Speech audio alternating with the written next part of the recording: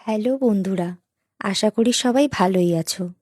আজ তোমাদের সাথে একটি রেসিপি শেয়ার করছি, আলু দিয়ে কাতল মাছের পাতলা ঝোল।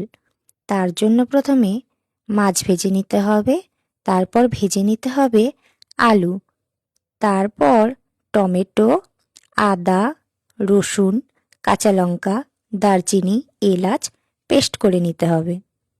তারপর কড়াইয়ে তেল দিয়ে দিতে হবে জিরে ফোড়ন, আর দিয়ে দিতে হবে টমেটো, আদা, রসুন, কাঁচা লঙ্কা, দারচিনি, এলাচের পেস্ট আর পেঁয়াজ কুচি দিয়ে ভালো করে নেড়ে চেড়ে ঢাকা চাপা দিয়ে দিতে হবে।